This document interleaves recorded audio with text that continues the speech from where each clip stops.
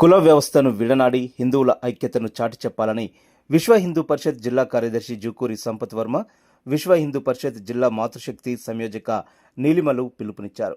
నల్గొండ జిల్లా మిర్యాలగూడ పట్టణంలోని ప్రకాష్ నగర్ బస్తీలో జరిగిన హిందూ సమ్మేళనంలో పాల్గొని వారు మాట్లాడారు.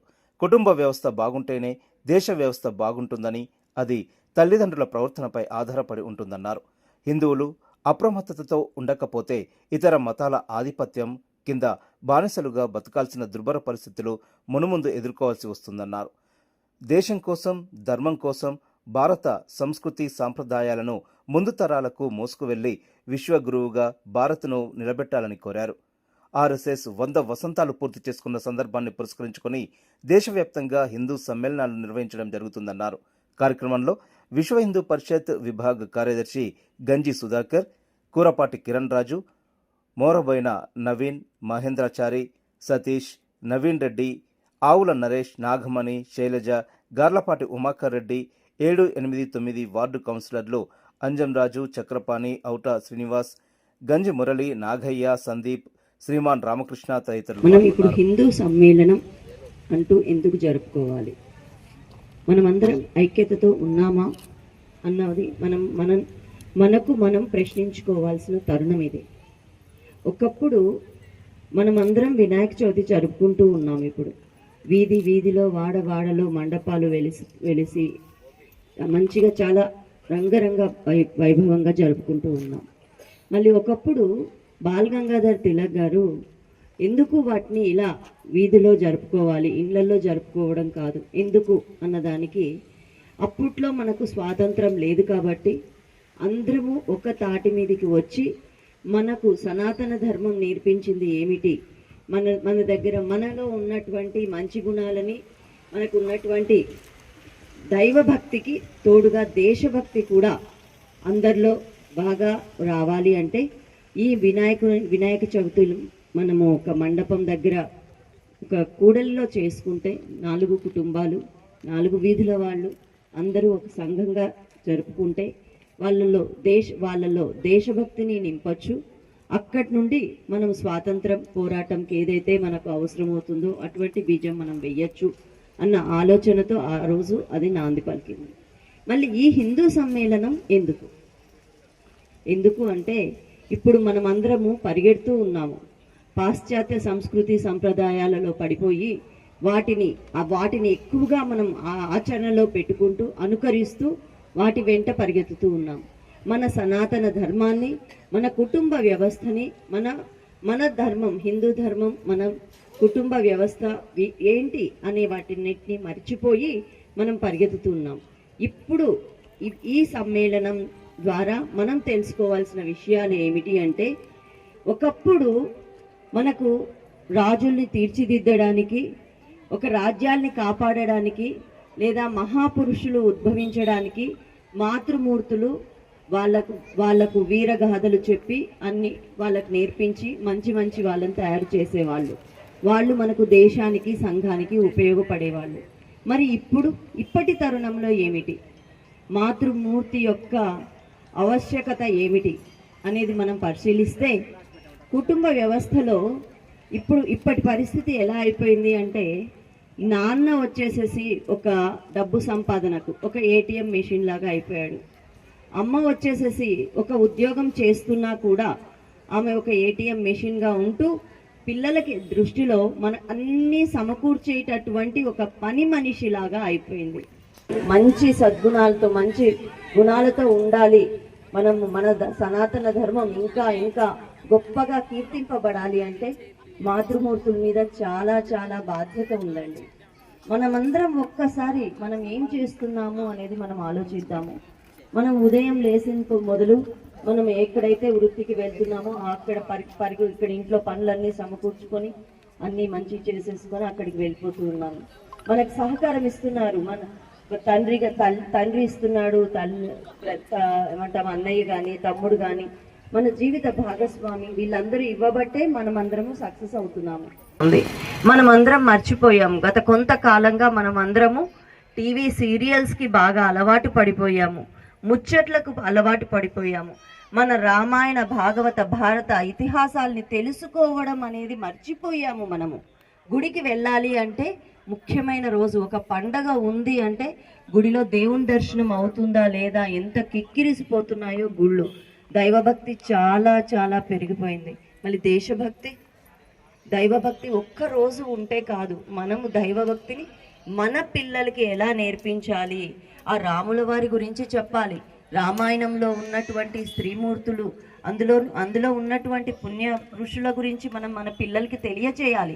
ఏదో ఒక రోజు పండుగ చేసేసుకున్నాం, శ్రీరామనవమి వచ్చింది, మనం రామనవమి కళ్యాణంకి వెళ్ళిపోయాం, కళ్యాణం చేసేసుకున్నాము, అక్కడికి వెళ్ళి పానకము వడపప్పు తాగాము, తిన్నాము, వచ్చాము అంటే కుదరదండి. ఒక దగ్గర కూర్చొని, ఇప్పటి పరిస్థితి ఎలా ఉంది అంటే పిల్లలు ఎప్పుడో ఆడుకుంటూ వస్తారు, అమ్మ ఆకలి అంటారు, తింటారు, వెళ్ళిపోతారు.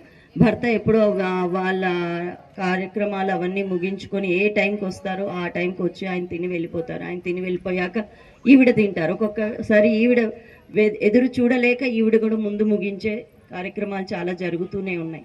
చర్చించుకుందాం, మన కుటుంబం గురించి మంచి చెడు మాట్లాడుకుందాం అని మనం అనుకోవాలి. 100 సంవత్సరాలు పూర్తి చేసుకోవడం అంటే అంత చిన్న విషయం కాదు. 100 సంవత్సరాలు పూర్తి చేసుకోవడం అంత చిన్న విషయం కాదు. మీరు గమనించినట్లయితే ఆనాడు సోషలిజం పేరుతోటి 1920లో, కమ్యూనిజం 1925లో, రాష్ట్రీయ స్వయం సేవక సంఘ్ కూడా 1925లో స్థాపించబడ్డది. ధర్మాన్ని రక్షించడానికి, సత్యాన్ని పరిరక్షించడానికి ఆ భగవంతుడు ఎప్పుడు ఏ విధంగానైతే ధర్మ రక్షకుల వైపు ఏ విధంగానైతే నిలిచాడో, రాష్ట్రీయ స్వయం సేవక సంఘం కూడా సాక్షాత్తు ఆ పరమేశ్వరుడే నడిపించడం వల్ల ఈరోజు ప్రపంచంలోనే సుమారుగా 54 దేశాల పైచిలుకులో ఈరోజు రాష్ట్రీయ స్వయం సేవక సంఘం వివిధ పేర్ల మీద హిందూ సమాజాన్ని సంఘటితం చేయడానికి, చైతన్యం చేయడానికి పనిచేస్తూ ఉంది. మీ అందరికీ తెలుసు, హిందూ సమాజం మత ప్రాతిపదికన అఖండ భారతం 72 లక్షల చదరపు అడుగు కలిగిన భారత భూభాగం మత ప్రాతిపదికన విడిపోయి పాకిస్తాన్, బంగ్లాదేశ్, నేపాల్, మయన్మార్, ఆఫ్ఘనిస్తాన్ ఇట్లా విడిపోయి సుమారుగా 42 లక్షల చదరపు అడుగులు భారత భూభాగాన్ని మనం కోల్పోవడం జరిగింది. ఉన్నది ఒకే ఒక దేశం, అది హిందుస్థాన్, అది భారతదేశం. కాంతిని ఇచ్చేదని అర్థం భారతదేశం అంటే, ఈ ప్రపంచానికే వెలుగునిచ్చేది. కాబట్టి ఈ దేశాన్ని ఎవరు ప్రేమిస్తారు? ఈ దేశంలో ఉన్నవాళ్ళు, ఈ దేశంలో అనాది వస్తున్న సనాతన ధర్మాన్ని ఆచరిస్తూ వారసత్వంగా కొనసాగుతున్న వాళ్ళే ఈ దేశాన్ని పరిరక్షిస్తారు. ఈ దేశం మీద దాడులు చేసి, దండయాత్రలు చేసి, దోచుకోవడానికి వచ్చి వ్యాపార రూపంలో వచ్చిన వాడు ఈ దేశాన్ని ఎప్పుడు కూడా వాడు పరిరక్షించడానికి కానీ, ఈ దేశాన్ని రక్షించడానికి కానీ, ఈ దేశం యొక్క మూలాలను పరిరక్షించడం కానీ వాడు ఎట్టి పరిస్థితుల్లో పనిచేయడు. మీరు గమనించినట్లయితే 1947 భారతదేశ స్వతంత్రం వచ్చిన తర్వాత ఆనాడు ఈ దేశంలో ముస్లిం జనాభా ఎంత ఉంది, ఈనాడు ముస్లిం జనాభా ఎంత ఉంది? ఆనాడు పాకిస్తాన్ పశ్చిమ కానీ బంగ్లాదేశ్ కానీ విడిపోయినప్పుడు ఆనాడు హిందూ సమాజం అక్కడ ఎంత పర్సెంటేజ్ ఉంది, ఈరోజు ఎంత పర్సెంటేజ్ ఉందో మనం ఒకసారి ఆలోచన చేయాలి. ఆలోచన చేస్తారు. ఒకడు 5 పెళ్లిళ్ళు చేసుకోవడం, 25 మందిని కనడం, ఆ విధంగా వాని జనాభాను పెంచడం. అక్కడ మహిళవానికి కేవలం పిల్లలకనే ఒక వస్తువు. కానీ ఇక్కడ స్వామి వివేకానంద ఏమన్నాడు? ప్రతి జీవిలో మనం 84 లక్షల జీవరాశుల్లో ప్రతి ఒక్క జీవరాశుల్లో భగవంతుని చూస్తున్నాం. కాబట్టి స్వామి వివేకానంద తన తల్లిని నువ్వే నా తల్లిగా ఉండని చెప్పి స్వామి వివేకానంద అనడం జరిగింది. మనం యువకులందరం కూడా స్వామి వివేకానందని ఆదర్శంగా తీసుకోవాలి. అదేవిధంగా బనారస్ విశ్వవిద్యాలయం మదన్ మోహన్ మావల్య గారు కాశీలో ఎవరైనా చనిపోతే మళ్ళీ పునరపు జననం, పునరపు మరణం మన దాంట్లో మనందరం విశ్వసిస్తూ ఉంటాం. పుట్టిన వాళ్ళు కర్మల కొద్దీ ఏమైతే కర్మలు చేస్తామో ఆ కర్మలు మనకి మళ్ళీ రిపీట్ అవుతాయి, మళ్ళీ మనం జన్మిస్తామంటాడు. కానీ మదన్ మోహన్ మాలవ్య నన్ను కాశీలో కలనం చేయకండి అని వారు రిక్వెస్ట్ చేయడం జరుగుతుంది. కారణం మళ్ళీ ఈ దేశంలో నేను పుట్టాలని కోరుకుంటాడు ఆయన. అంటే ఈ దేశం యొక్క ఔన్నత్య అలాంటి అంత గొప్ప భారతదేశం. ఈ దేశంలో మనం పుట్టినందుకు గర్వపడాలండి. ప్రపంచంలో ఎక్కడ కూడా ఈ విధంగా ఉండదు. ఒక అమెరికా చూస్తే వ్యాపార కోణంలో పనిచేస్తుంది, కేవలం వ్యాపారం కోసమే అమెరికా పనిచేస్తుంది. చైనా అధికారం కోసం పనిచేస్తుంది. అదేవిధంగా ఫ్రాన్స్ రాజ్యం అంటే రాజకీయం కోసం పనిచేస్తుంది. కానీ భారతదేశం సుమారుగా 7,000 పైచిలకు కులాలు ఉన్నాయి, 10 మతాలు ఉన్నాయి, 350 భాషలు ఉన్నాయి. భిన్నత్వంలో ఏకత్వం అనే భావనతోటి హిందూ సమాజం ఈ భారతదేశం నడుస్తా ఉన్నది. ఇన్ని కులాలు ఉన్నా, ఇన్ని ఆచార పద్ధతులున్నా మనమంతా ఒకటే, మనమంతా హిందువులు అనే భావనతోటి మనం ముందుకెళ్తా ఉన్నాం. అనాదిగా అదే విధంగా వస్తుంది.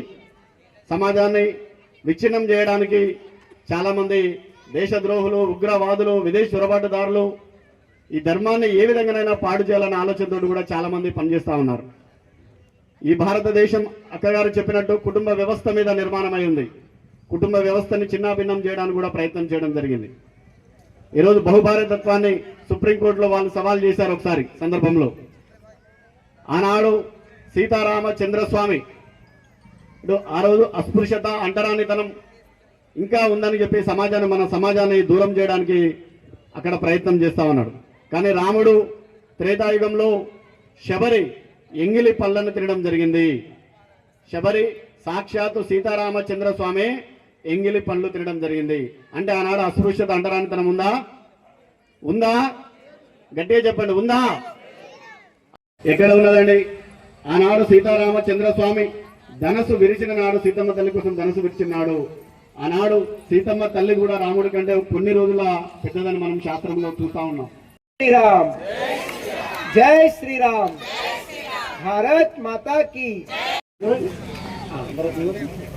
భారత్ మాతా కీ, భారత్ మాతా కీ, జై శ్రీరామ్, భారత్ మాతా కీ.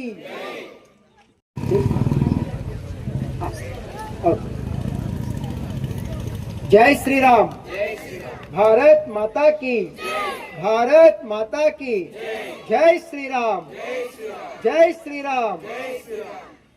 ఈ యొక్క కార్యక్రమానికి అల్పాహారం కూడా ఇచ్చినటువంటి దాత మనకి.